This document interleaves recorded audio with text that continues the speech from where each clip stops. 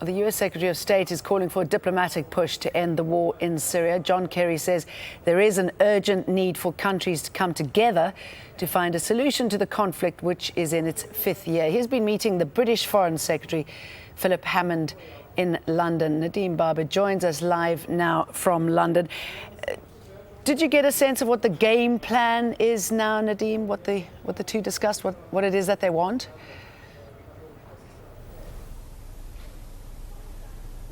Well, Jane, John Kerry, even before he met Philip Hammond at the Foreign Secretary's residence here in London, said that the US and the West actually had a shared aim when it comes to Syria, a shared aim with Russia, namely defeating ISIL. And on Saturday, he came out and said that he saw positive signs in the fact that Russia was stepping up its fight against ISIL in the region. But let's not forget that at the same time, Russia has been apparently boosting its military support for President Assad with military jets and the expansion of a military base in Syria.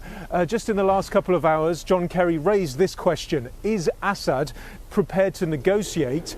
Is Russia prepared to bring him to the table? Now, John Kerry has said that Assad has to go in the long term, but it doesn't have to be day one or month one. That, though, has been the sticking point for Russia and other friends of Assad before negotiations can start. So it's not clear exactly how that pushes things forward.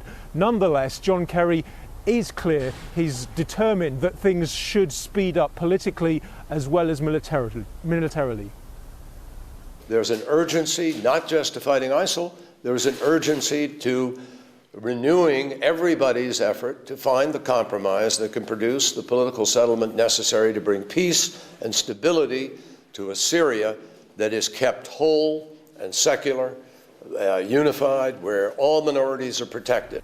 Now, John Kerry and Philip Hammond have also been discussing the refugee crisis, what Kerry called a humanitarian catastrophe. He has, it's understood, been leaning on European governments to do more, to take in more refugees, perhaps get together and agree that quota system which has been passed by the European Parliament. We've seen, though, how little unity there's been, and we've heard those desperate stories of migrants and refugees in places like Hungary, so many of them coming from Syria. John Kerry has said that the long-term solution, in fact, is stopping the violence in Syria. So that's why he's been pushing a more political dialogue on how to stop the war in Syria. He travels to Berlin after London, where he'll meet Chancellor Merkel, who's done so much, who's agreed to take in so many of those refugees. But it's not clear, although she would like to see it, not clear whether other European governments will step up and take their fair share.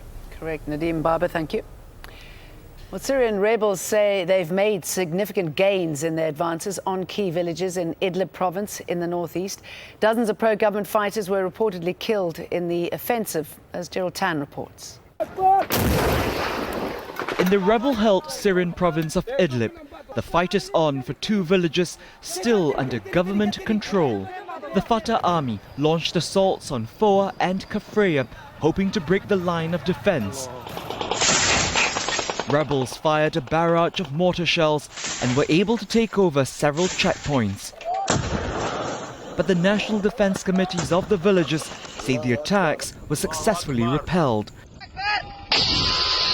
This isn't the first time Foa and Kafreya have been targeted. People here are mostly Shia and supporters of President Bashar al-Assad. The government has tried to negotiate for their transfer to safe areas in exchange for rebels who are trapped inside the town of Zabadani, but talks have repeatedly broken down. There are new reports also from Idlib that rebels have shot dead dozens of government forces captured from an airbase earlier this month. Elsewhere in Syria, fighter jets launched airstrikes on the divided city of Aleppo. The bombardment was aimed at areas under rebel control, but the British-based monitoring group, the Syrian Observatory for Human Rights, says those killed in the latest campaign were all civilians, many of them children. We want all Muslims to see this. Look at this. There are bodies scattered everywhere. Many neighborhoods in Aleppo have been reduced to rubble. It's a scene repeated across the country where, according to the UN, 4.5 years of war have killed roughly 250,000 people. 11 million more have been driven from their homes. Gerald Tan, Al Jazeera.